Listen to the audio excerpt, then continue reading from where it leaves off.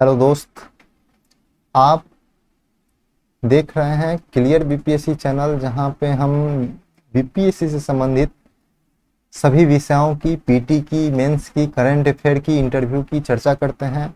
उसी क्रम में हम कल गिग अर्थव्यवस्था का टॉपिक देखे थे, जिसमें हम सभी मुद्दों को, गिग अर्थव्यवस्था बहुत ही इम्पोर्टेंट टॉपिक था, उसमें हम लोग देखे थे। और उससे पहले हम लोग जनवरी का, फरवरी का, मार्च का, अप्रैल का, मई का बिहार स्पेशल के साथ राष्ट्रीय और अंतर्राष्ट्रीय करंट अफेयर देख चुके हैं। साथ में सिलेबस हम लोग देखे थे, बीपीएससी की तैयारी कहाँ से शुरू करें, कैसे शुरू करें, क्या पढ़ना चाहिए, कैसे पढ़ना चाहिए, क्या क्या करें, क्या क्या नहीं करें बीपीएससी की तैयारी के लिए, ये देखे थे। तो उसके बाद हम लोग मेंस का टॉपिक स्टार्ट किए थे। हम लोग उसमें मेंस के टॉपिक में 5G टेक्नोलॉजी के सभी बीपीएससी के जो परीक्षा होता है मेंस, उससे संबंधित सभी टॉपिक को देखे थे। उसके बाद 5G स्पेक्ट्रम का नीलामी देखे थे। 5G क्या होता है, 5G टेक्नोलॉजी कैसे भारत की दिशा दशा बदलेगी, ये देखे थे। कल हम लोग देखे थे कि गिग अर्थव्यवस्था भारत के विकास में कैसे सहायक है, गिग अर्थव्यवस्था को बढ़ावा देने के लिए कौन कौन सा कारक है, उसके समाधान क्या क्या है, क्या क्या चुनौतियां हैं, भारत में स्टार्टअप कल्चर का विकास का क्या क्या महत्वपूर्ण कारक है, गिग अर्थव्यवस्था को बढ़ावा देने के लिए क्या क्या कारक है, इन सब की चर्चा कर रहे थे। आज हम आईआर का सबसे बड़ा मुद्दा देखते हैं। सबसे पहला बात आप लोगों को बता दें कि जो हम लोग राष्ट्रपति का जो जनजातीय का अधिकार देखे थे, वो एक तरह से पॉलिटी का आपको मेंस टॉपिक था, सबसे पहला बात है। दूसरा हम लोग देखे थे 5G टेक्नोलॉजी, वो हम लोग को साइंस एंड टेक्नोलॉजी का टॉपिक था। तीसरा हम लोग देखे थे गिग अर्थव्यवस्था, जो इकोनॉमिक का टॉपिक है, इकोनॉमिक का। और हम आज लोग देख रहे हैं I2U2 अलायंस, देखेंगे कि ये क्या है, कैसे है, समझेंगे इसको। ये हम लोग को आईआर का है। तो हम लोग अभी 4 सब्जेक्ट से 4 टॉपिक देखे हैं। पहला तो हम देखें इकोनॉमिक्स, दूसरा देखें हम लोग आईआर, तीसरा देखें हम लोग साइंस टेक, और चौथा देखें हम लोग पॉलिटी। तो इतना टॉपिक हम लोग कवर कर लिए हैं। आज हम लोग I2U2 का देखेंगे। तो हम समझेंगे कि I2U2 क्या है, और ये आने वाले दिनों में इसमें किसी को भी डाउट नहीं होना चाहिए। इसमें आप लोग 100% फिक्स कर लीजिए कि बीपीएससी में ये क्वेश्चन आएगा। इस टॉपिक को तैयार कीजिए, आपका एक मेंस क्वेश्चन रेडी है, ये दावे के साथ कह सकते हैं, अपना एक्सपीरियंस के हिसाब से कह सकते हैं कि I2U2 पे क्वेश्चन आना तय है। किसी भी रूप में आए, I2U2 पे क्वेश्चन आना तय है, चाहे जैसे आए, जिस हिसाब से पूछा जाएगा। लेकिन हम लोग आज उसको हॉलिस्टिक चर्चा करेंगे, पूरे बिंदुओं को देखेंगे, पूरी समस्या को देखेंगे, पूरा समाधान को देखेंगे। I2U2 है क्या, इसको भी देखेंगे। क्या क्या बना है, इसको कैसे बनाया गया है, ये एक संगठन है, इसको, संस्था को कैसे तैयार किया गया है, इसमें भारत भी है, इसलिए बहुत ज्यादा इंपॉर्टेंट होता है।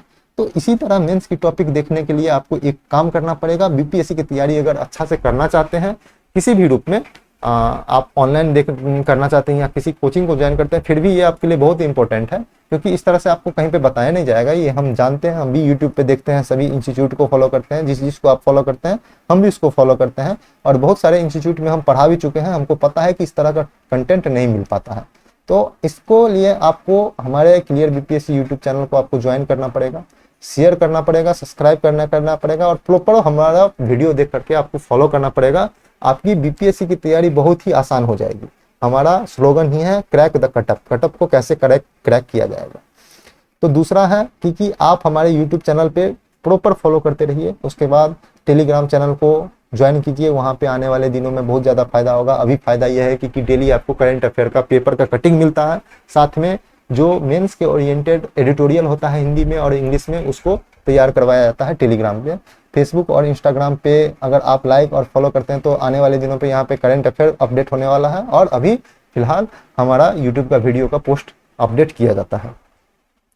तो आप इतना कीजिए, यूट्यूब चैनल को फॉलो कीजिए। आज हम लोग देखते हैं और समझते हैं कि I2U2 है क्या, भारत के लिए क्या क्या है।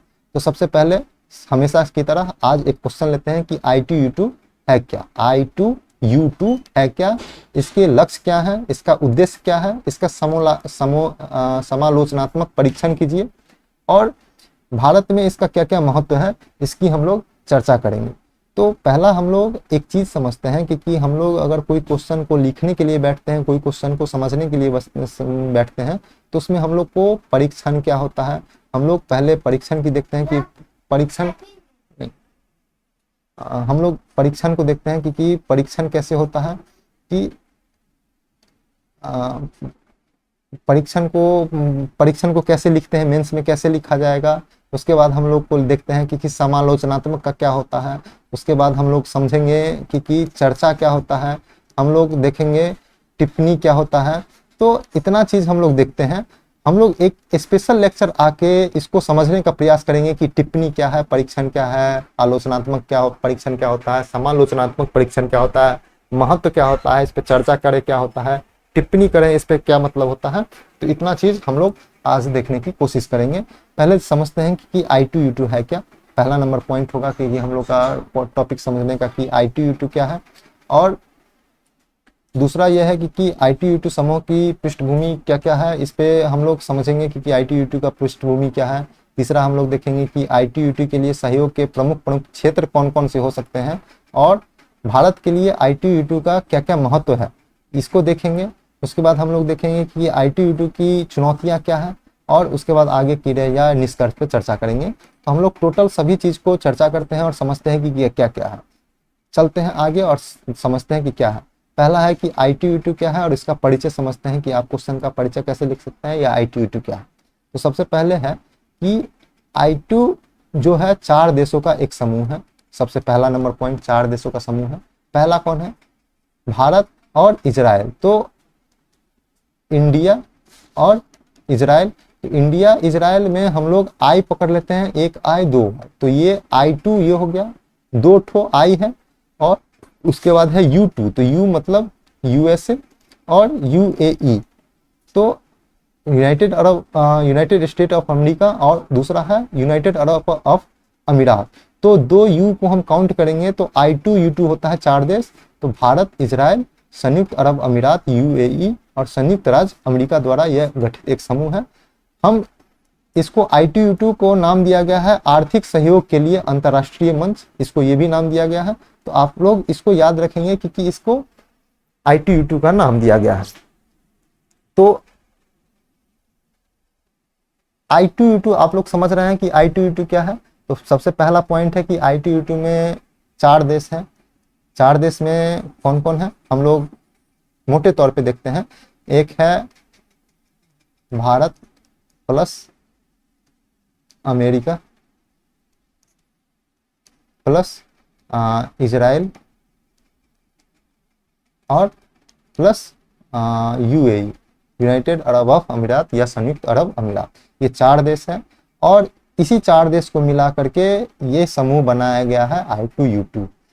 इसे आर्थिक सहयोग के लिए अंतर्राष्ट्रीय मंच international forum for economic corporation का नाम दिया गया है।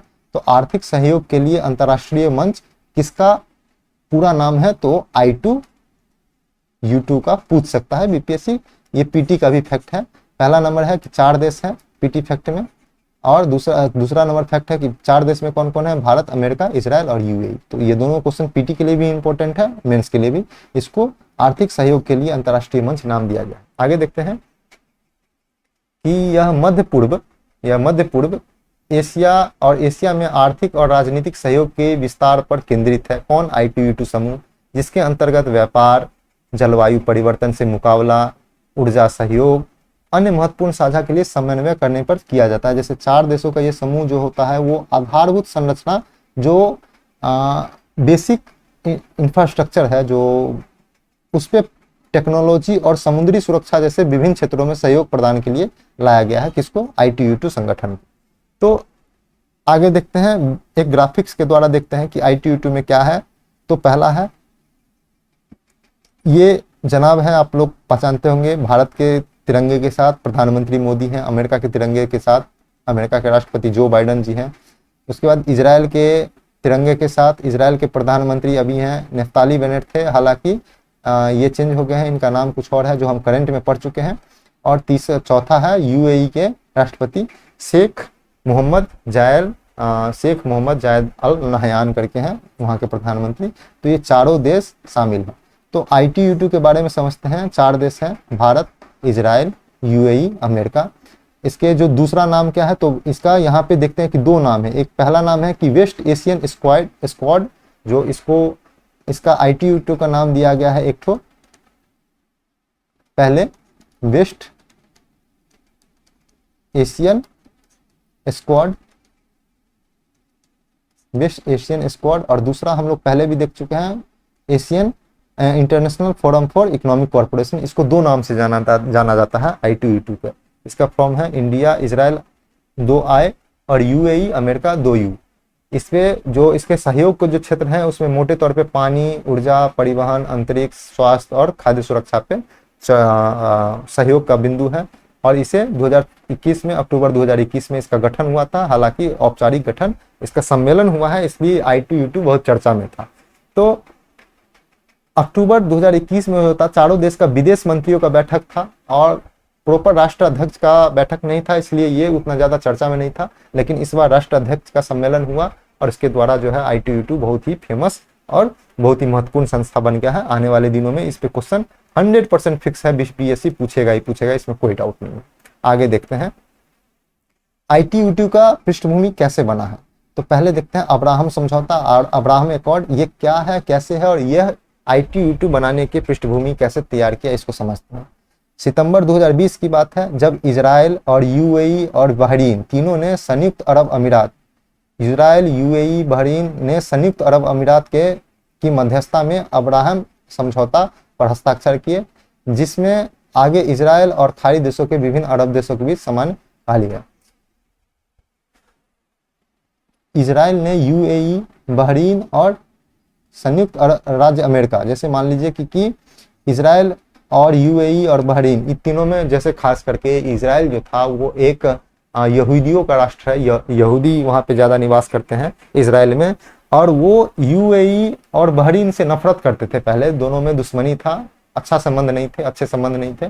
लेकिन संयुक्त राज्य अमेरिका में जो डोनाल्ड ट्रंप का जो सरकार था, उसने इन तीनों देश को, इजराइल को जो है UAE और बहरीन के साथ समझौता करने पर, संबंध सुधारने में अमेरिका के राष्ट्रपति डोनाल्ड ट्रंप का बहुत बड़ा योगदान था। तो इसी को अब्राहम रिकॉर्ड करते हैं। किसको कहते हैं कि इजराइल का जो UAE और बहरीन के साथ जो समझौता हुआ था, उस पर जो हस्ताक्षर किया गया था, उसी को अब्राहम एकॉर्ड कहा गया है। तो इजराइल ने UAE और बहरीन के साथ समझौता किया, उसके बाद कहा जाने लगा, उसके बाद जो कयास लगाने जाने लगा कि इजराइल अब अरब कंट्रियों के साथ भी उसका जो संबंध होता है, संबंध को अच्छा करने में मार्ग अच्छा होगा। उसके बाद देखते हैं कि I2E2 को जो आरंभिक रूप अक्टूबर 2021 में अब्राहम समझौते के बाद समुद्री सुरक्षा, आधारभूत संरचना और परिवहन से संबंधित मुद्दों को संबोधित करने के लिए गठित किया गया था। जो अब्राहम एकॉर्ड था, उसी के तहत इन 4 देशों को बुलाया गया और कहा गया कि आप इस अब्राहम एकॉर्ड को, जो उसके लिए जो अब्राहम एकॉर्ड समझौता हुआ है, उस पे जो है समुद्री का जो सुरक्षा होता है और आधारभूत संरचना और परिवहन जो मुद्दा है, उस पे आप लोग अपना अपना राय दीजिए। तो इस राय देने के लिए इन्हीं जो पीछे हम 4 देशों की बात किए हैं, भारत का, अमेरिका का, इजराइल का और UAE का, इन 4 देशों को बुलाया गया, इनको बैठा करके बातचीत किया गया और इसी के तहत इनके 4 देशों को विदेश मंत्री का बैठक हुआ था और इसी में I2E2 संगठन बनाने पर सहमति बनी। तो अब्राहम एकॉर्ड, अब्राहम समझौता I2E2 का जो पृष्ठभूमि है वो तैयार किया। इस संगठन का उद्देश्य है कि भागीदार का जो 4 देश है उसकी क्षमता, ज्ञान, अनुभव और अनूठी सारणी का दोहन करना, जिसके अंततः I2E2 का गठन हुआ। ये जो समझौता हुआ था, विदेश मंत्रियों का बैठक हुआ था, उसमें समझौता हुआ कि 4 देशों का जो क्षमता होता है, उसका ज्ञान है, उसका अनुभव है, उसका पूर्णतः प्रयोग करना, इसी के मद्देनजर रखते हुए I2E2 नामक संस्था का गठन किया जाता है। तो आप समझते हैं कि I2E2 के लिए सहयोग के प्रमुख क्षेत्र कौन कौन से हो सकते हैं, कौन कौन से क्षेत्र पर I2E2 का देश अपने आपस में सहयोग बढ़ा सकता है। तो पहला है कि 4 देश, समझना पड़ेगा कि 4 देश सुरक्षा जो है सहयोग कर सकता है। तो इन देशों सुरक्षा में देखते हैं कि क्या क्या बिंदु है। पहला नंबर है, हम लोग पहला नंबर देखेंगे, सुरक्षा पे सहयोग हो सकता है। तो इसमें देखेंगे इनसे देशों के इन नए समूह के भीतर आपसी सुरक्षा सहयोग, निर्माण और विस्तार में मदद मिलेगी। जो आपस में जो है उसमें समूह में सहयोग हो सकता है, सुरक्षा हो सकता है, उसको बढ़ावा दिया जा सकता है।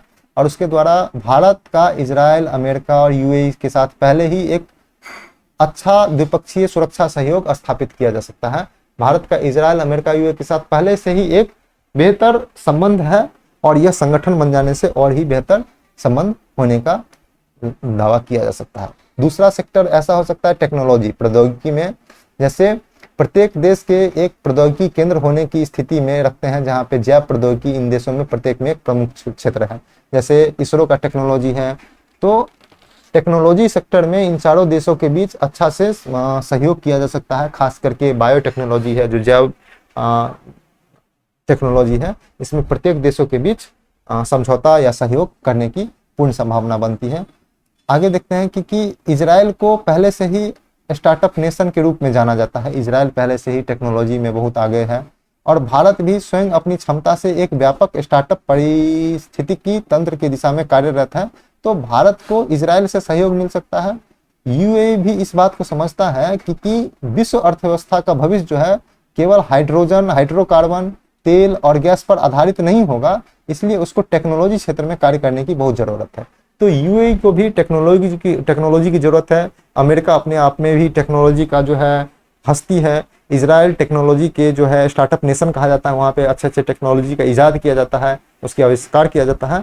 तो भारत, उसके बाद यूएई इजराइल से, अमेरिका से अच्छे अच्छे टेक्नोलॉजी ले सकता है और टेक्नोलॉजी लेने के लिए जो ज्ञान है, वर्क फोर्स चाहिए, वो इजराइल को, अमेरिका को भारत से और यूएई से दिया जा सकता है।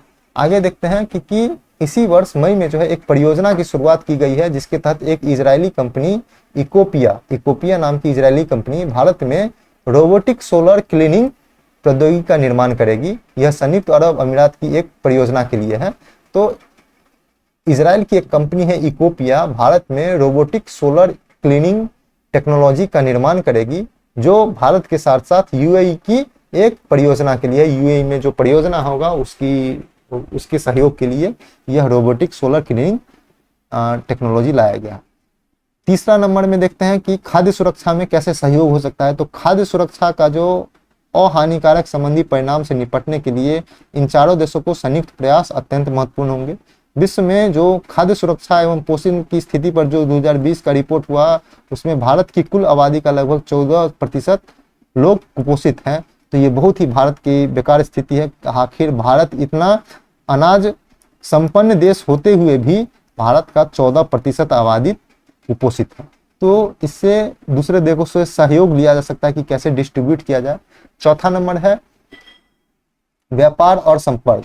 तो आईटीयूटी के जो चारों देश है उसके बीच व्यापार एवं वाणिज्य प्रणाली को पुनर्जीवित और पुनः प्रेरित करने में योगदान दे सकता है। हालांकि ये चारों देशों के बीच जो है व्यापार स्थिति बहुत ही अच्छा है, फिर भी आने वाले दिनों में इसको पुनर्जीवित करके, उसको पुनः प्रेरित करके और ज़्यादा व्यापार का जो है रेशियो बढ़ाया जा सकता है। उल्लेखनीय है कि अमेरिका के बाद संयुक्त अरब अमीरात जो भारत का दूसरा सबसे बड़ा निर्यात गंतव्य है, तो उसमें भी बन सकता है। जो अमेरिका का, भारत सबसे ज़्यादा अगर सामान किसी को बेचता है तो अमेरिका को बेचता है और उसके बाद यूएई को बेचता है। तो वही फ्रिक्वेंटली जो है इजराइल के साथ भारत को बढ़ाने की जरूरत है।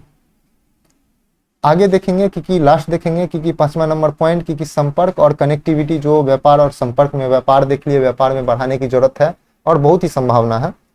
संपर्क में देखेंगे कि आईटीयू एक कनेक्टिविटी कॉरिडोर का निर्माण के लिए संयुक्त अरब अमीरात और सऊदी अरब के साथ भारत के परियोजनाओं को बढ़ावा देगा, जो भारत में अब कुल प्रायद्वीपीय अरब की खाड़ी से गुजरता हुआ इजराइल, जॉर्डन तक, फिर यूरोपीय संघ तक विस्तृत होगी।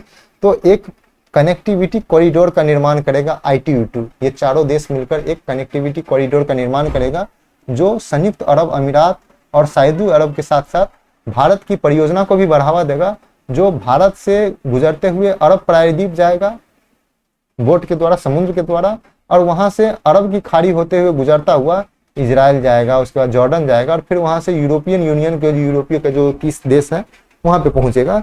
तो कनेक्टिविटी में भी बहुत अपार संभावना है आईटीयू के देशों के बीच।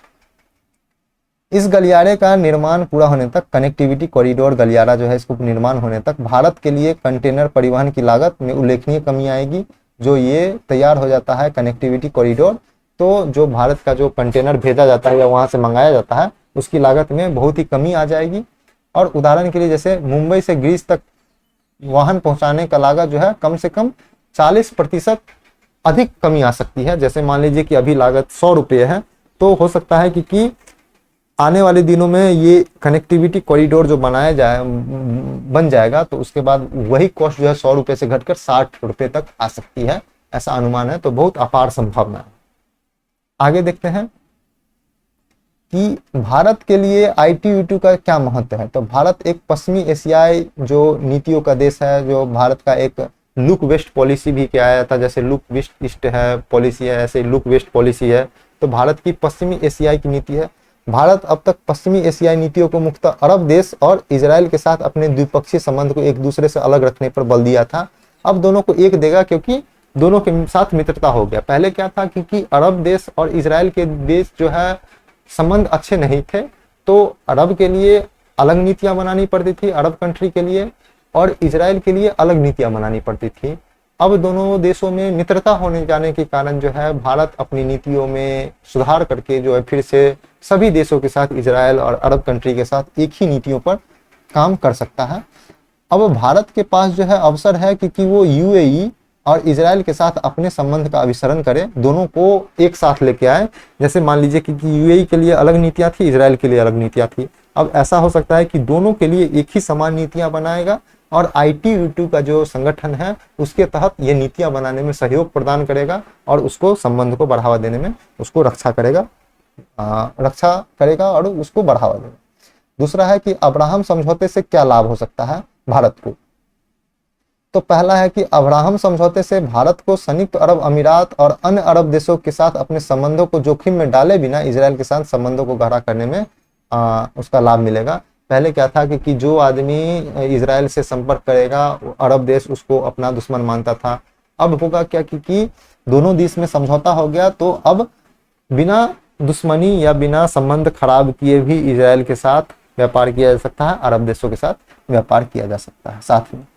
आगे है कि अगला सहयोग हो सकता है भारत को कि मुनाफा बाजार हो सकता है। भारत एक विशाल उपभोक्ता बाजार है, बहुत बड़ा मार्केट है भारत का। वो उच्च टेक्नोलॉजी, अत्यधिक मांग वाली वस्तुओं का अग्रणी उत्पादक भी है जो भारत है, और जो पश्चिमी एशिया के निवेशक को आकर्षित करेगा। तो बड़ा बाजार होने के कारण जो मान लीजिए कि पश्चिमी एशिया का देश है, वहाँ का कोई स्टार्टअप है, वहाँ का जो कोई कंट्री है, वो अगर भारत में आता है, वहाँ पे अपना निवेश करता है, वहाँ पे अपना प्लांट लगाता है, रोजगार देता है, तो उसको भारत में बहुत बड़ा मार्केट मिलेगा। इकलौता भारत में बिजनेस लगाकर भी वो अपना पूरा संचालन कर सकता है। मान लीजिए कि अगर छोटा कंट्री में एक प्लांट लगाते हैं, तो वहाँ पे 100 आदमी है, 1 सेकंड के लिए देते हैं, तो आपको अगर 1000 सामान बेचना है, तो आपको 10 कंट्री में प्लांट लगाने होंगे, तब आपका 100 सामान करके 10 जगह बिकेगा, तो 1000 सामान बिकेगा। भारत एक ऐसा देश है जहां पे आपको करीब करीब 25 देशों के बराबर जनसंख्या एक ही देश में मिलेगा। तो भारत बहुत बड़ा बाजार है, तो निवेश आकर्षित करने के लिए, निवेशक के लिए प्रोत्साहन का मौका देता है। दूसरा है कि भू राजनीतिक उपस्थिति को प्रोत्साहन देता है। भारत भू राजनीतिक अवस्थिति जो है बहुत अच्छा है। भारत ITU में विशेष रूप से पश्चिमी एशिया में भारत की जो भू राजनीतिक उपस्थिति को बढ़ावा देगा। भारत जो है रणनीतिक रूप से और आर्थिक रूप से स्वयं को प्रमुख विश्व खिलाड़ी के रूप में स्थापित कर पाएगा। तो भारत जो है एक ऐसे लोकेशन पे है जहां पे हिंद महासागर में सुरक्षा, हिंद महासागर में चाइना को काउंटर करने के लिए, हिंद महासागर में आर्थिक गतिविधियों को बढ़ावा देने के लिए उसमें UAE भी जो है सहयोग देगा, और उसमें आपस में सहयोग बढ़ सकता है, और सभी देशों का जो सहयोग आएगा तो भारत को अत्यधिक फायदा मिलेगा। आगे देखते हैं कि पश्चिमी एशिया से लगभग 8 से 9 मिलियन भारतीय निवास करते हैं पश्चिमी एशिया में, UAE में, सऊदी अरब में वगैरह वगैरह में। जो पश्चिमी एशिया का देश है जिसमें बहरीन हो गया, कतर हो गया, इस सब में 8 से 9 मिलियन भारतीय निवास करते हैं। उसके अलावा देखते हैं जिनमें केवल संयुक्त अरब अमीरात में ही, UAE में सिर्फ 25 लाख भारतीय मौजूद हैं। तो वहाँ पे पॉपुलेशन बहुत ज़्यादा है। वो भारत के सद्भावना दूत के रूप में अपनी उपस्थिति रखते हैं UAE में भारतीय लोग। नेक्स्ट है कि पश्चिमी एशिया में भारतीय समुदाय जो है वहाँ पे जो कमाते हैं वो अपना पैसा भारत भेजते हैं, उसको हम लोग धन प्रेषण कहते हैं, रेमिटेंस कहते हैं। उसके माध्यम से भारतीय अर्थव्यवस्था में एक महत्वपूर्ण योगदान देते हैं, और भारतीय अर्थव्यवस्था को बढ़ाने में, क्योंकि विदेशी पैसा भारत आता है, रेमिटेंस आता है, तो उसमें भारत को आगे बढ़ाने में सहयोग देता है। और ITU के माध्यम से जो पश्चिमी एशियाई देश के साथ जो है सहयोग में वृद्धि से जो है धन प्रेषण में वृद्धि होगी।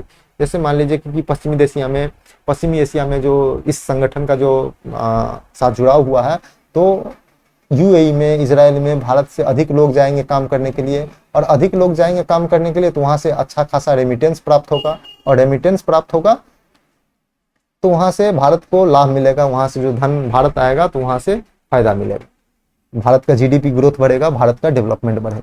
आगे देखते हैं कि अंतर्राष्ट्रीय प्रवास पर जो है संयुक्त राष्ट्र रिपोर्ट की, अंतर्राष्ट्रीय प्रवास जो होता है, इंटरनेशनल माइग्रेशन होता है, उसमें यूएन की जो एक रिपोर्ट के अनुसार वर्ष 2017 में खाड़ी देशों से जो भारत को पैसा आता है, उससे भारत का जो पैसा मिला था वो 38 बिलियन डॉलर का था, तो बहुत ज्यादा था। और अभी फिलहाल तो 70 के आसपास बिलियन डॉलर प्रति वर्ष भारत पैसा आता है। तो ये 2017 की रिपोर्ट है, हाल फिलहाल की रिपोर्ट है जो अप्रैल में आया था, उस हिसाब से 70 बिलियन डॉलर जो है कम से कम भारत में रेमिटेंस आता है। तो बहुत ही इंपॉर्टेंट पॉइंट है, इसको आप लोग नोट कर सकते हैं, पीटी में भी पूछा जा सकता है और मेंस में लिखने के लिए भी बहुत काम आ सकता है। आगे देखते हैं कि आईटी यूट्यूब से संबंध क्या क्या चुनौतियां हैं। तो पहले देखते हैं इजराइल के लिए क्या चुनौतियां हैं। तो जहां शांति स्थापना के लिए अरब इजराइल संघर्ष समाधान पर प्रश्न है, इब्राहिम समझौते को एक बड़ी सफलता माना जा सकता है, क्योंकि एक बहुत बड़ी सफलता है, क्योंकि अब्राहम समझौता किया गया है, उसमें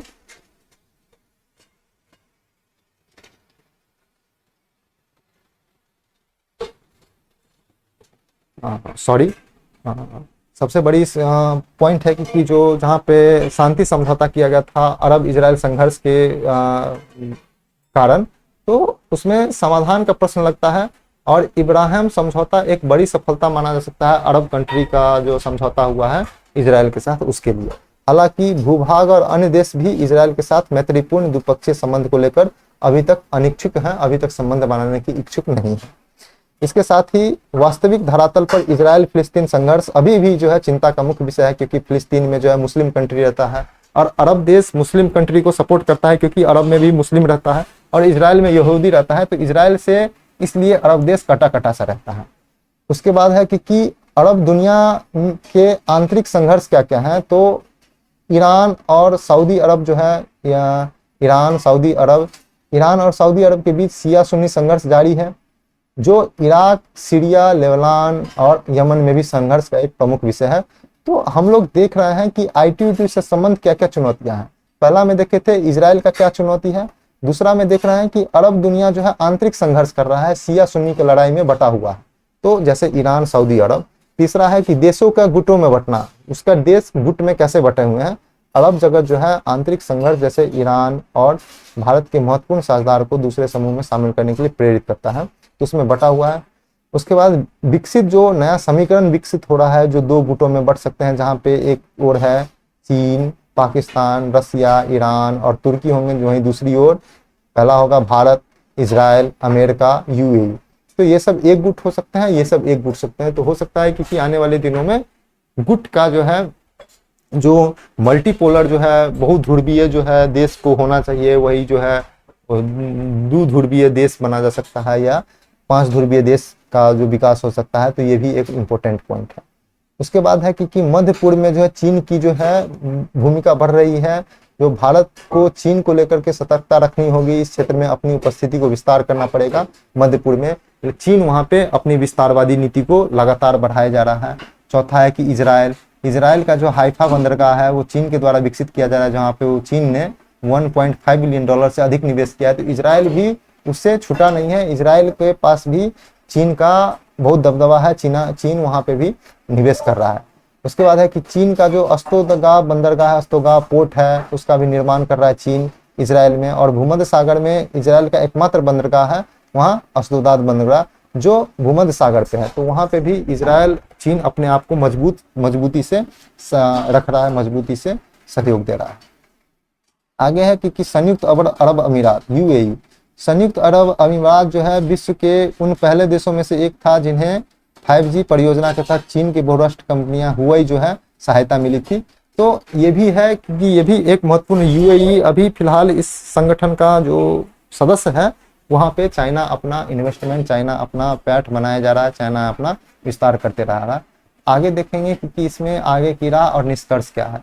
तो आगे की राह और निष्कर्ष में देखेंगे कि आईटी यूट्यूब संबंध का जो है अब सरकार लाभ उठाना पड़ेगा। ITU के जो संबंधित सभी देश हैं उनके लाभ का एक सौदा है, जहाँ पे पश्चिम एशिया के साथ सहयोग का संबंध है और भारत को एक अधिक सक्रिय भूमिका निभाने की आवश्यकता है इस देशों को इससे सहयोग प्राप्त करने के लिए और अवसर का लाभ उठाने के लिए। भारत को इस भूभाग में अत्यंत सतर्कता के साथ आगे बढ़ने की आवश्यकता है, जहाँ पे ऊर्जा सुरक्षा इंपॉर्टेंट होगा, खाद्य सुरक्षा इंपॉर्टेंट होगा, श्रमिक, व्यापार, निवेश और समुद्री सुरक्षा इंपॉर्टेंट होगा, जो भारत के मूलभूत क्षेत्र में संलग्न है। इसमें भारत जो है इसका लाभ उठा सकता है, अच्छा हो सकता है। उसके बाद देखते हैं कि पश्चिमी एशिया और अन्य भागीदारों को आश्वस्त किया जा सकता है। जैसे मान लीजिए कि भूभाग के दो देश हैं ईरान और मिस्र, जो विशेष रूप से आश्वस्त किए जाने की आवश्यकता है और इन नई अर्थव्यवस्था के विरुद्ध उन्हें लक्षित नहीं किया गया है, तो इस संगठन में उनको शामिल नहीं किया गया। जबकि ईरान और मिस्र जो है इस क्षेत्र में बहुत बड़ा स्टेक होल्डर है, बहुत बड़ा पार्टनर है और भारत के लिए अफगानिस्तान जो है वर्तमान संबंध में ईरान महत्वपूर्ण है, अफगानिस्तान महत्वपूर्ण है और भारत को इन क्षेत्र में जो कूटनीतिक होता है, डिप्लोमेटिक होता है और रणनीतिक होता है, दोनों तरह की चुनौतियों से निपटना होगा यहाँ पे ईरान के साथ भी और मिस्र के साथ भी, अफगानिस्तान में भी। दूसरा देखते हैं कि मिस्र का जो है, मिस्र इस गठबंधन के सभी चारों देशों के साथ मैत्रीपूर्ण संबंध रखता है, तो हालांकि मिस्र के साथ जो है कोई प्रॉब्लम नहीं है, लेकिन फिर भी उसे आश्वस्त करना पड़ेगा, इन संगठन के चारों देशों को मिस्र को आश्वस्त करना पड़ेगा कि समूह से वह आर्थिक व राजनीतिक रूप से प्रभावित नहीं होगा, मिस्र को कोई दबाव नहीं डाला जाएगा या मिस्र को कोई घाटा या नुकसान नहीं पहुंचाया जाएगा ITU संगठन के द्वारा। आगे देखते हैं कि चारों देशों के बीच आपसी सहयोग को बढ़ावा देना पड़ेगा।